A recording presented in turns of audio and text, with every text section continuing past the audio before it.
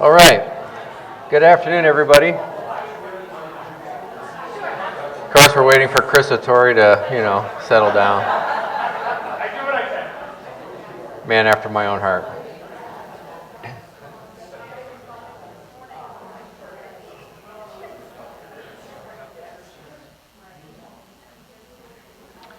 Okay, welcome to our March Project Vision monthly meeting. Matt Prouty. I'm happy that you're all here following up on last month's pretty intense and productive meeting, in my opinion. So I look forward to the discussion today, but I'd like to start off with some introductions of new people. Anyone here for the first time? And I'll have you wait for the microphone because we are recording on PEG TV and it's very important that we use the mic. Go ahead, ma'am. Hi, I'm Caroline. And Caroline, are you from the area and are you with a particular organization? We just moved here 2 weeks ago. Yes, thank you. My husband is the new director of Mentor Connector, and we're career educators, so we're excited to, we're happy to be in Rutland. All right, well, thank you for coming. Hi, my name is Vinny Green, and I'm a pastor at Roadside Chapel. I've been here for 4 years in Rutland. All right, thank you very much. Anybody else?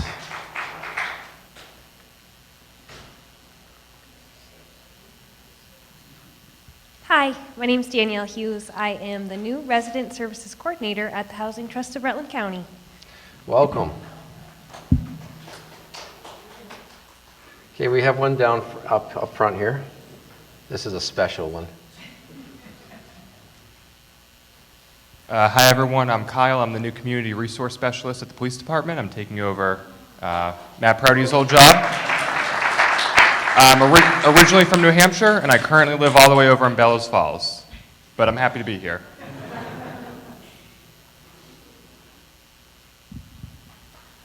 Hello, my name is Jolene Durfee. I am the Navigation Coordinator for Rutland County Parent-Child Center. I grew up in Rutland County, and I'm excited to be here.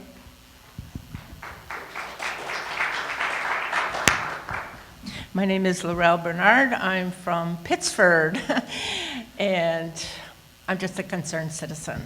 And it's my son. Hi, I'm Jeremy Bernard. I'm here from Pittsford, here with my mom. Thank you. Thank you guys for coming down.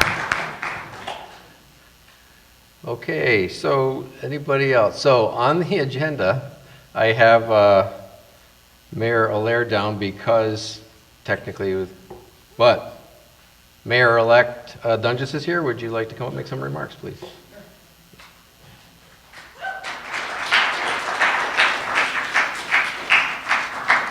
I'll keep it brief because, oh, geez, a little hot.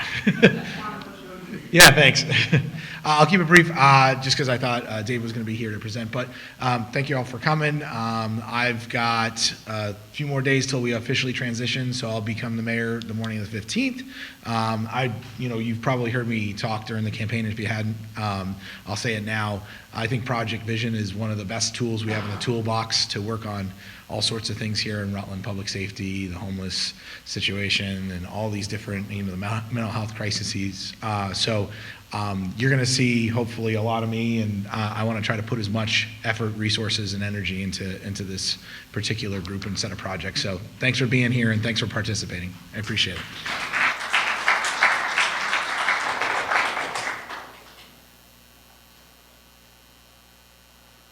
And be patient with me as I keep allowing people into the meeting. Chief Kilcullen. Thanks, Matt. And congratulations, Mayor-elect Dunges. Looking forward to, some renewed energy going forward. And, you mentioned Project Vision and the importance. And, when I came here about 7.5 years ago, when I started looking at Rutland, what defined Rutland really, from as an outsider at the time, reading about Rutland, Project Vision sort of, what really sort of defined Rutland. I got to say, I think we had some setbacks certainly during COVID, and we're going back in the direction where we're being re-energized. As I use the term "back to the future." But again, coming out of COVID, let's face it, half of Mayor Lair's tenure was under COVID. I remember being in this meeting in March of 2020. At the time, there had been a number of deaths, but no one really knew what we were facing going forward. And I remember looking at some of the numbers at the time and some of the discussion even on the news outlets talking about the number of deaths associated with just the flu. And so trying to sort of minimize the fear of the unknown, but turns out it was pretty significant. So for the last 3 years, we've been dealing with that. And so coming out of it, it's nice to sort of feel that energy again and optimistic for things we can accomplish going forward. And you'll hear from Matt in a little bit, sort of kind of getting back to our roots, right? Getting back to what we're good at. Exerting some energy on having some influence over what's going on in the city. We all sort of bring our own area of expertise, and we got to start focusing on that again. It's nice to see the number of participants we're getting. As I said before, in our Vision Center, it's nice to start to see some people coming back. I talked about how cold it is up there, and bodies warm the room. So come on back. It's still a little cold. So again, looking forward to that going forward. Just in terms of where we're at the department, you met Kyle. Kyle, is our community resource specialist. So with the support of Mayor Lair and the board and the voting public, the budget was passed, and it does support a second community resource specialist. So I think just today, we're going to start looking to fill that position. So once we do that, again, it's our commitment to kind of addressing the issues that we're dealing with in the community. Sort of to supplement what everyone else is doing. Again, this community resource specialist, it's our commitment to connecting the appropriate individuals with the appropriate resources, all of you in the community. So we're committed to filling that. Looking forward to get that done. We've had some other movement. Kyle was a dispatcher with us, and since he left, it created an opening in our dispatch center, so we're looking to fill that. We had another dispatcher who, for personal reasons, has got to separate from employment with us. It's unfortunate. Really good employee, a real good fit. Certainly welcome to come back if an opening exists in the future for circumstances change. But we've got another, so that'll be another dispatcher we've got to fill. All this movement created an opening in our records department, so we're filling that. So a lot of movement. The biggest gaps, though, still are with our sworn officers. So as you know, we're constantly recruiting, constantly processing individuals to fill our ranks. We're looking at, we anticipate hiring an individual from northern Vermont who's currently working as a level 3 certified officer. So, and again, this is because of the recruitment efforts. With the support, really of the board, we were able to offer sign-on bonuses, which really, we've got to really stick out. So one of the things, our recruitment team had gone to some training a while ago, and the exercise, the class started, it was a virtual training, people from across the country. And the exercise was sort of make all the participants list all the benefits your department, in terms of fringe benefits. What does your department offer?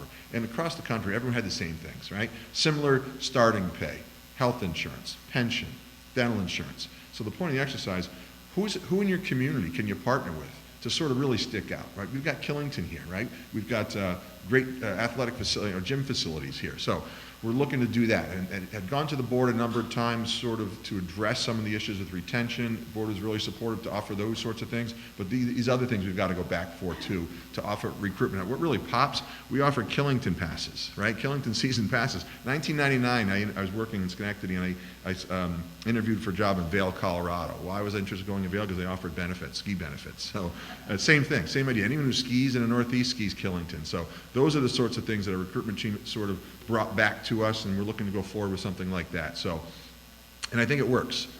So looking to fill, as I said, fill our ranks. We do have 4 at the academy. Unfortunately, 2 decided the experience wasn't for them, so we lost 2. The other 2 are doing real well. One of our two has been voted as class president by the fellow recruits, and the other is really nothing. The other recruits, the staff praises his attitude and his sort of his outlook and his performance. So we're real pleased with what we've got coming to us, graduating in May. So, but again, always hiring. So, you know, it's because we've been short, we've not been able to do some things. And again, partly because of COVID. You know, we had a pretty robust program called DDAX, which is a data-driven approach to crime and traffic safety. And it's a model that was rolled out across the country going back about 15 years. We had sent, actually Commander Prouty, I think, had gone to some of the training probably about 8 years ago. Our analysts at the time had gone to learn how to develop the analytical product. So with this, we were kind of mapping out our crime, mapping out our crashes, putting resources where those things are occurring at the same time. The idea was the traffic enforcement would tend to reduce the crashes, the visibility tends to reduce the crime. But during COVID, we were trying to minimize face-to-face contact. And so it wasn't unique to Rutland, but it really across the state, traffic stops had really gone down. And our hope was to get back to that at some point. Again, we had we had this idea of instituting this for some time. It took us a while to get there, partly because we had a crime analyst who we used to sort of farm out our crime analysis work to a third party, and our analyst was doing most of the intelligence analysis. Eventually, we were able to get some analytical support from the National Guard. Nate Thibodeau, who is currently our analyst employed by us, was assigned to us initially through the National Guard as our intelligence analyst. So we used our crime analyst to do our crime analysis, develop our analytical products. Nate had done a lot of the intelligence analysis. Again, movement everywhere. We ended up hiring Nate as our full-time analyst. We don't currently have anyone assigned to us from the Guard. Our hope is that we will get that again at some point. But again, our hope is to get back to where we were, because we've got to be a little bit more aggressive in dealing with some of the traffic issues in the city. So anyway, moving forward, looking forward to it. Thanks, everyone. Appreciate it.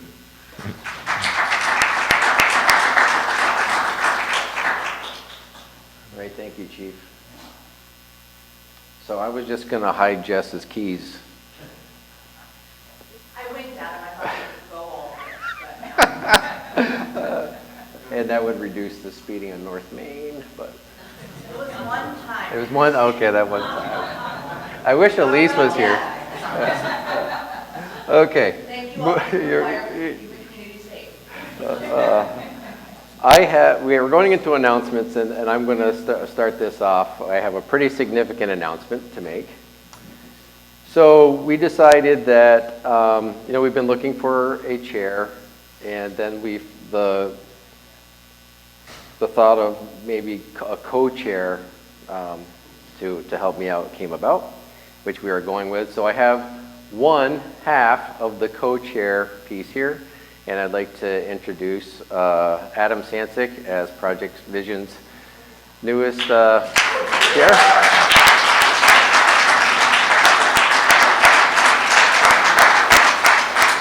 Now, I think he should give us maybe a 5 to 10 minute speech, but in the interest of time, we'll do that.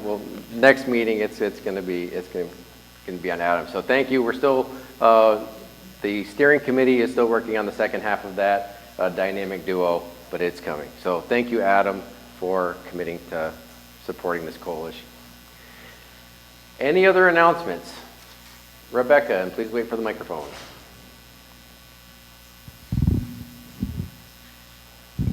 Hi, everybody. So I'm the Executive Director for Habitat for Humanity, and I just wanted to let you all know that we're getting ready to break ground on the next house at Hickory Street. It's going to be number 3. So we are currently looking for a qualifying homeowner. So if you have anyone that you feel would be a good fit for Habitat, or even if you're not sure, please reach out to me. I have brochures. I can leave them.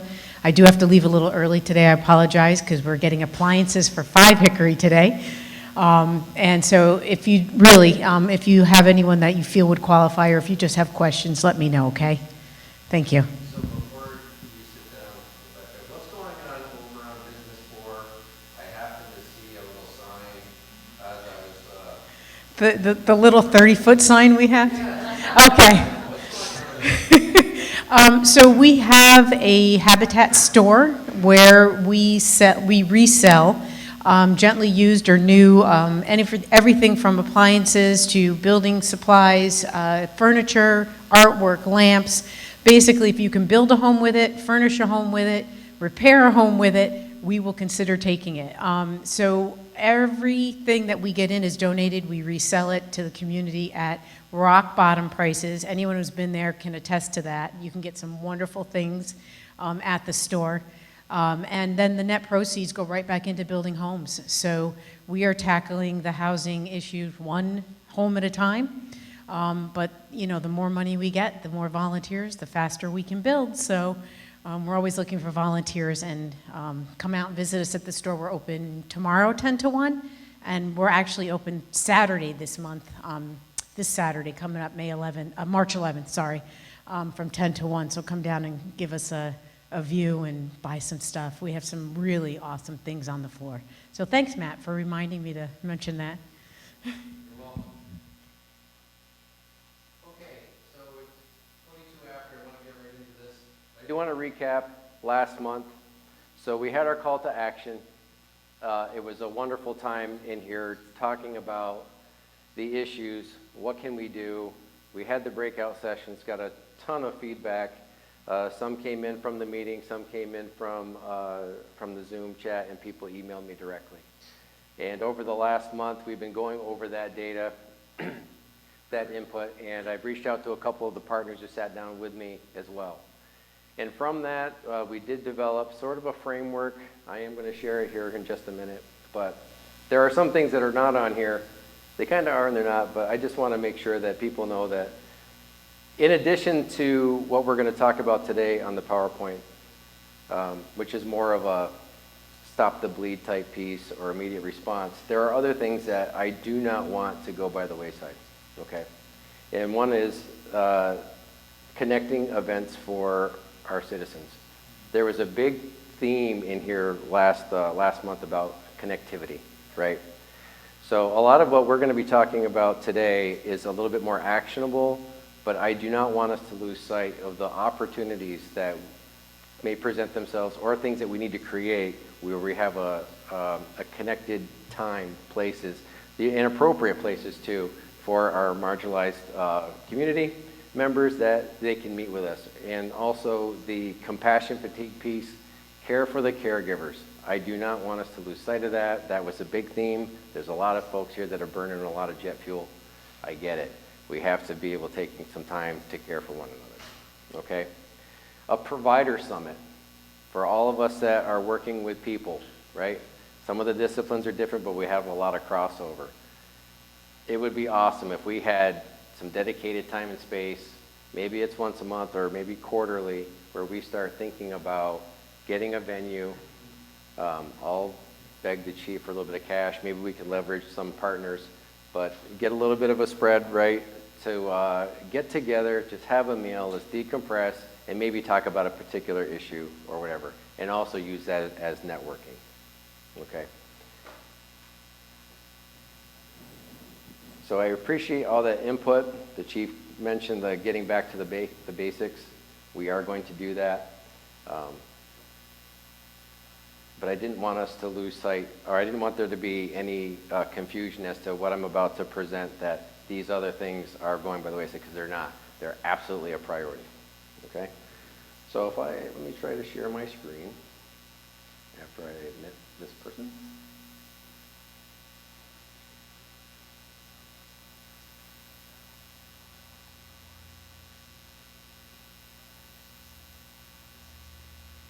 Now what I don't know is if the folks on Zoom can see this. They cannot.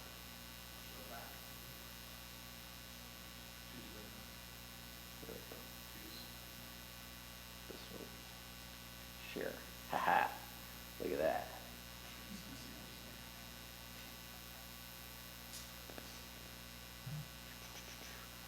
I have a stop sharing sign, so it should be, it's still not?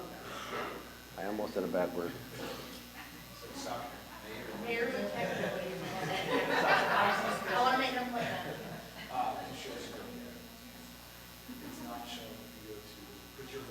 Oh, I wonder if I have to move it to another screen.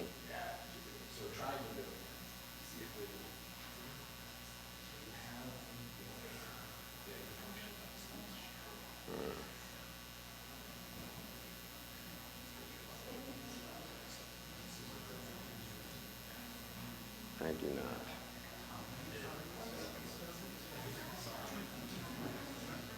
All right, so what we're going to do really quick is I have an idea.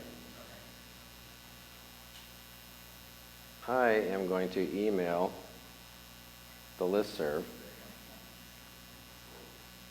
All my homies are going to get.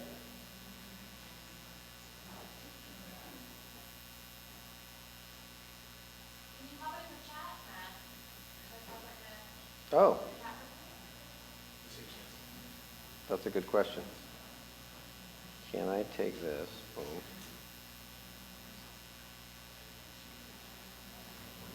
I don't know. I think I have to go to this. Boy, this reminds me of the old days.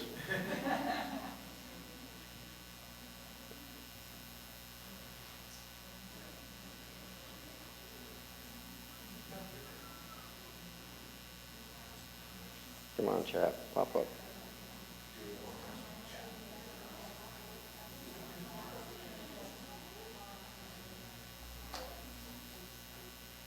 Good to go.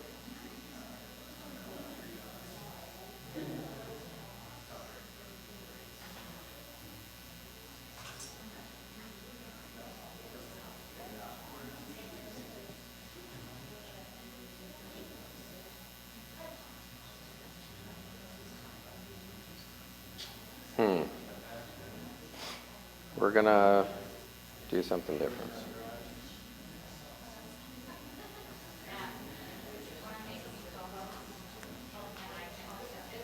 That would be cool.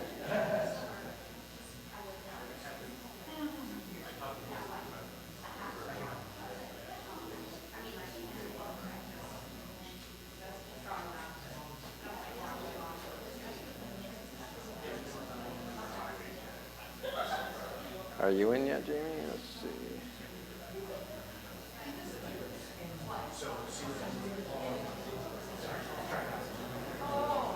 No, I just.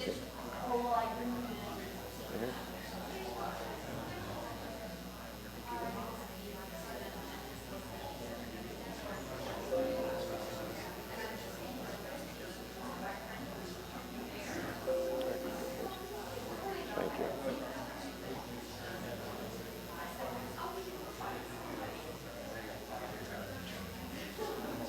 All right. Okay, everybody in the chat, you should have what I'm about to present. So just follow along with me.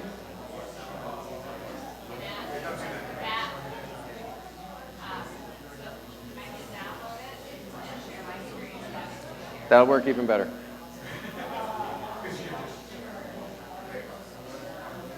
Okay.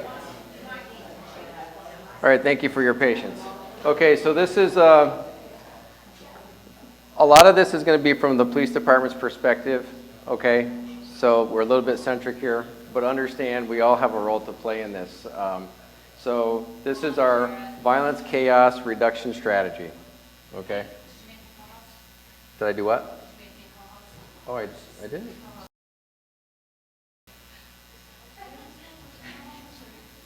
All right, now I gotta find you.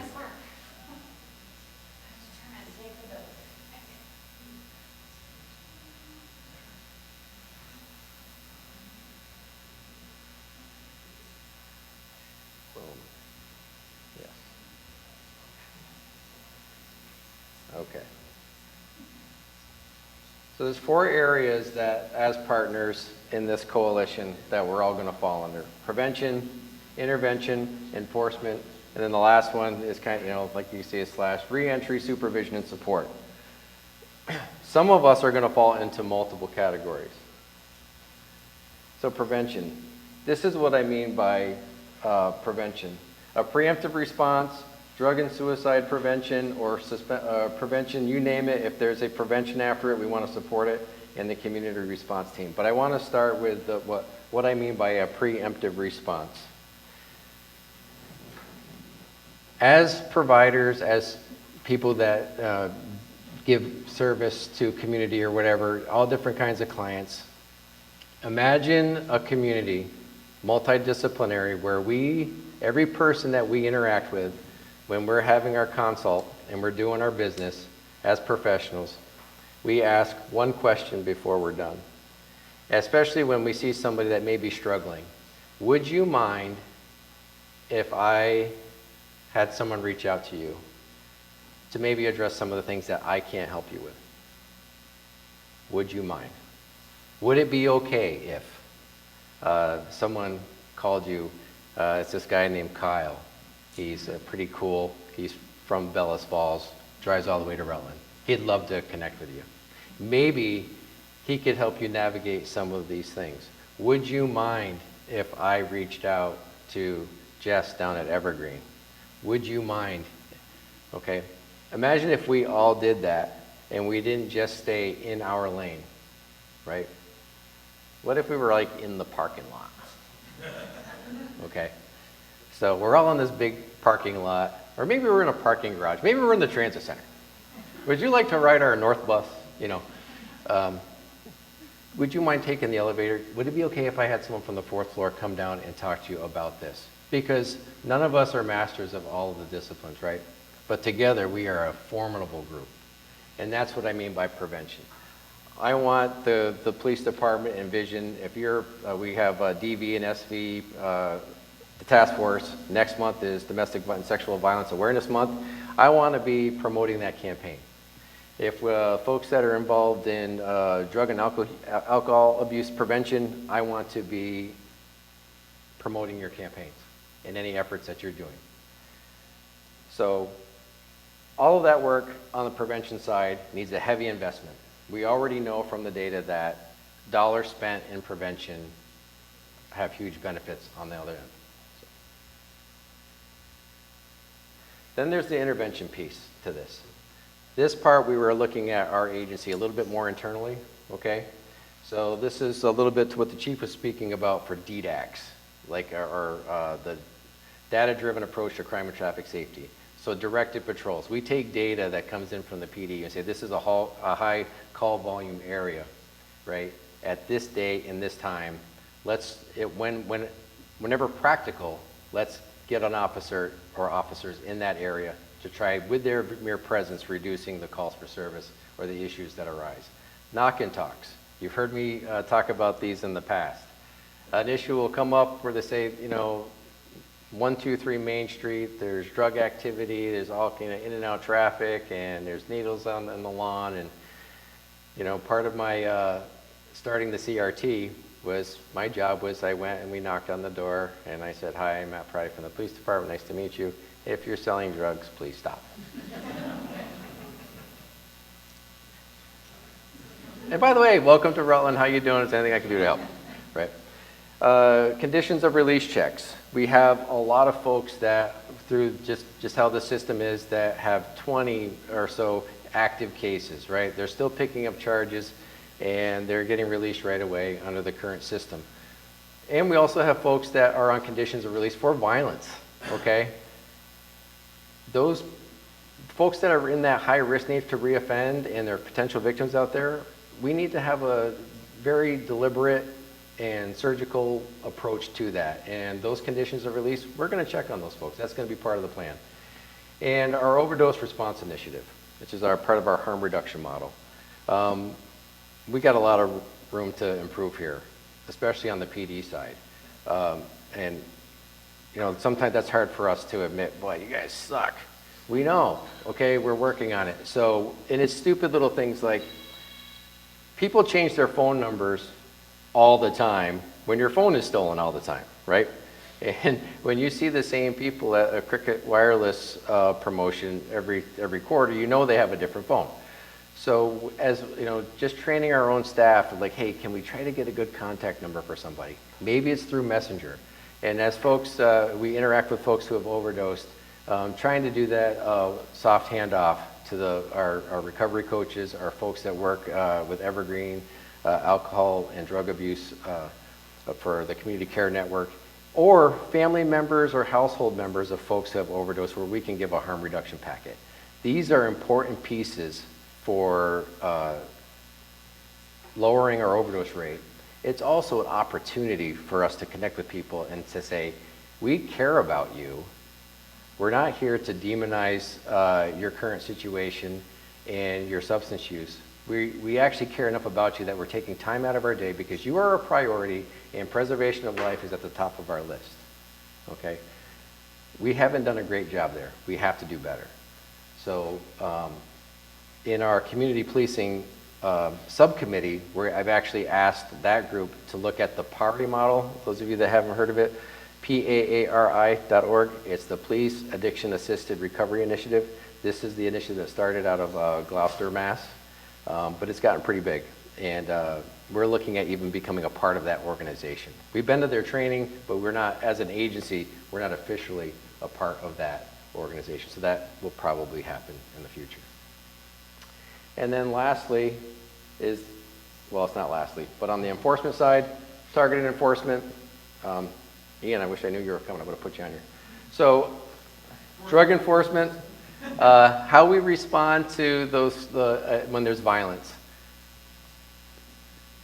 In COVID, we were issuing citations for violence for 6 to 8 weeks out. So there would be an event, and an individual that caused harm didn't go before a judge for a month and a half, sometimes longer. That's just not acceptable, okay? So we're going to, internally, we're going to have a policy. There better be a damn good reason why, if somebody issues a citation down the road. If there's an act of violence, it needs to be a flash site or a lodge. If it's an individual that is just stealing every single day, that's another one, and they have conditions of release. We want to lower the amount of time that folks are just out in community on those conditions from the time of the incident before they're the judge. So those will probably be flash citations, because honestly, there are drivers to that behavior, right? And just leaving folks out there for 6 to 8 weeks over and over and over is not helping. And we feel that this will help reduce the disorder and chaos.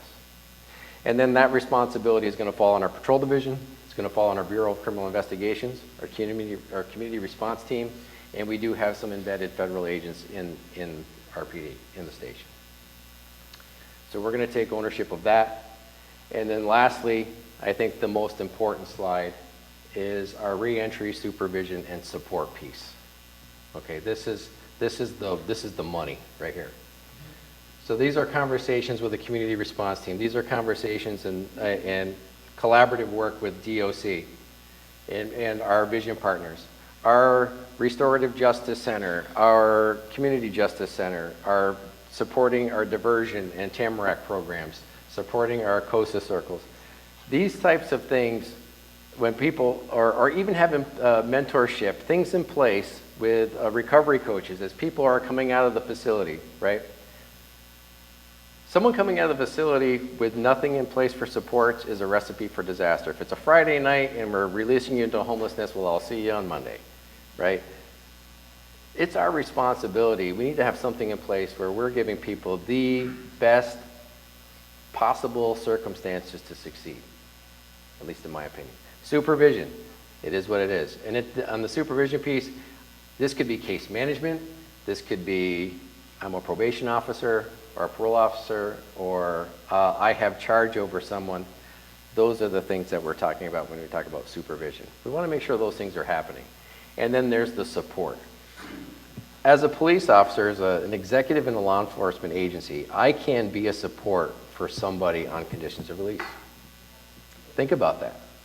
I can be the support for someone who is street homeless and suffers from substance use disorder. I can be that support. I can be checking in on them daily. I can see if they're okay. I can see if I can help meet a need. We can all do that. And I've listed some of the partners. This is not an exhaustive list. Obviously, this is just some examples. Turning Point. Turning Point was instrumental yesterday. Kyle had the opportunity to help someone get into treatment that was basically facing a federal indictment. I love the fact that my street detectives or drug detectives are also concerned about the health and welfare of the person that they're indicting. They're bringing an indictment, but guess what? We also care about the person. So yes, this is going to happen, but let us help you get into treatment. And that happened yesterday. The faith community, what's happening over at Companions and Wholeness is just amazing. Brock, these guys are all over the place. Shelly and Andrea and Grace, Adriana, thank you so much. The hospital, Rutland Mental Health, the community health folks. A lot of people don't know that like community health has agreed to send some nurses to Companions and Wholeness for like maybe once a month or once a week, so they're in that space while a population is getting fed in the morning. So that's what I mean by this slide. So all of that being said, I'd like to take about 15 minutes and break out into sessions, just like we did last week, and think about some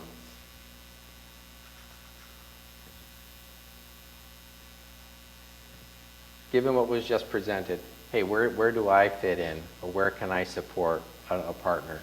You know, what are some things that we think as a group that, you know what, back to basics on the vision side, there are some actionable pieces that I think that we can accomplish here. So if we're gonna pause PEG TV for a little bit, we're gonna stay on the Zoom call, but I've got some paper up here, I've got some pens, distribute yourselves evenly, and I will see you back in 14 minutes and 30 seconds. Jolene and Mike, right up here in the front. All right, I'll let Jolene start because she took good notes, and then I'll go from there. Awesome, cool, no pressure. We were really talking a lot about the preventative piece, preemptive work, and what connections and navigation looks like and how that can help support preventative pieces. We talked a lot about how there isn't really a space currently for all of the resources to live in real time and for folks to have more information, folks that are serving the public, more information about what that handoff is going to look like and the importance of having a warm handoff when we're providing resources to folks in the community. So, you know, we talk a lot about at RCPCC not just handing somebody a business card, but helping make that phone call with them and how that can really reduce access barriers for people. I love it. So what that kind of translates to is that statement that you started with, right? Do you mind if I connect you with, or do you mind if we connect? It's that, do you mind if I connect you with right now and have that conversation? So I think somebody said like a menu for, because everybody here is going to be a first contact to somebody, right? So a menu of who you connect that person to next, and then a guide and a process to go through to just make that warm, we'll keep using it, but warm handoff to that next step.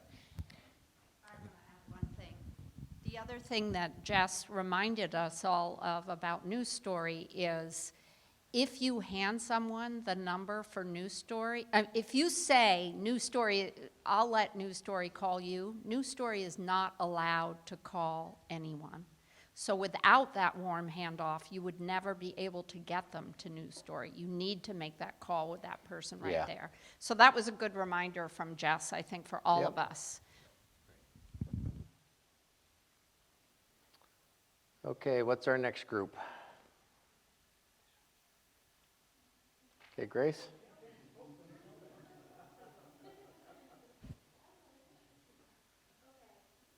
Hello, there we go.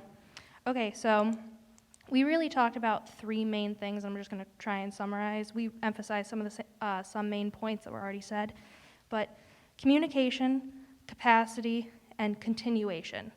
So what that really means is, for the communication piece, who is missing from our conversations? And Damien really pointed out that getting more information maybe from the court systems, PMP, to attest to supervision, helping everyone reintegrate those individuals back into society in a helpful and caring way, an empathetic way. For capacity, a lot of our organizations and agencies I know are tapped out, and we're really feeling that compassion fatigue. I know I am personally with a lot of what's going on. So really reaching out when you're making those soft handoffs, being like, is this something you can take on? And if not, can you please communicate with me so that I'm not letting someone fall through the cracks, making that point made very clear. And then continuation. Again, those soft handoffs. We need to keep people actively engaged even when they transfer services. Whether that's one extra phone call, hey, did you get in contact with so-and-so? Yeah. Hey, are they working with you? Because I can't tell you the amount of meetings I've been on where it's a, hey, has anyone heard from so-and-so? And we're like, that was 3 months ago. Has no one made any contact? So really bringing it back, communication, capacity, and continuation of care. That's what we talked about. I think on that point, leverage us at the police department. We understand people's confidentialities that you have within your organizations. We can give information a lot of times without expecting anything in return. So you can ask us, hey, when was the last time you guys happened to come across so-and-so? That's not top secret, I'll tell you, okay? So just as a reminder, we can help there. Okay, next spokesperson. Next meeting, we have to make sure Emilio gets that job. Okay, Jamie. Okay, we talked a little bit about some lived experience with the breakdown of mental health and how there's been fantastic use of PD to help with mental health issues and treating people humanely and like human beings, which is amazing.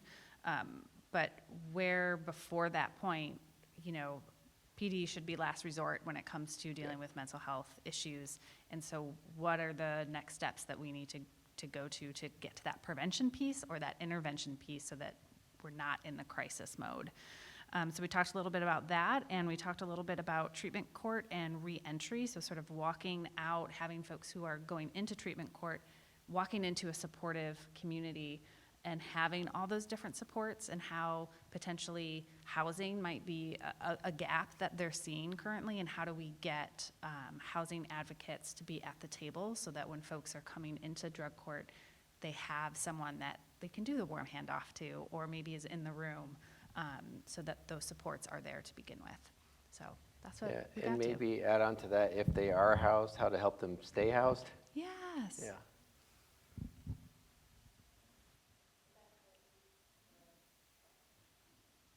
Okay, is that all the groups? Okay, and our group, we spoke quite a bit about the compassion fatigue piece, to the point where, since we've just about everybody's mentioned it, I think we need to make it a priority, Kaya, that we we start planning a summit.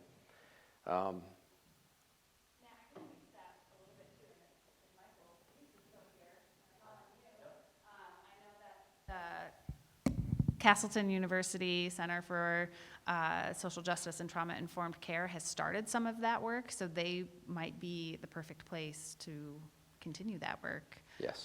And along with Ashley Bride, where's Ashley? There she is, raise your hand. United Way, so just gonna throw that out there. So next month, I know that the Domestic and Sexual Violence Task Force will be presenting, and Linda Olson from Castleton University is part of that group, and maybe we can ask them to speak a little bit about that as well. So, okay, great meeting. Folks on the Zoom call, if you have any follow-up or questions for me, matthew.prouty@vermont.gov, please reach out to me. I'm going to collect the papers that are here today. Let's keep this energy going. I'm sure I missed something. My head's going 100 miles an hour with my IT problems, but this is good stuff. Thank you for doing life with us. But before we go, we always have to end on a positive story. For the good of the order, what do we got? Come on now. We got to have one, maybe two. I'm Billy Gillum. This morning at the Rotary meeting, your great leader here did a nice job, but stimulated some activity afterwards. The new person that just got, or not new, she just got reelected, Mrs. Ashcroft, and myself from the city and the Rutland town sat down together, and we're going to have a meeting. And when I mentioned to the group here, it's not your job to go find the money. It's our job to go find the money. So we're going to sit down with the other towns and come up with some coalition and go up to Montpelier ourselves to get some money for you guys to start solving some of these problems. Because if we're going to solve these problems, we've got to put them on the front end. We've got to put the money on the front end, like you said this morning, and that activated Mrs. Ashcroft from Rutland Town. Because this problem is not just Rutland City. That's Drugs correct. don't stop at the border. They do not. The kids don't stop at the border, okay? It is a Rutland County issue. So I think the local governments now have to sit together, talk to one another, and then go to Montpelier and sit down with the delegations. Hey, this is what we need. So I think that's a great story that happened this morning. No, thank you. Any others? Positive story before we go?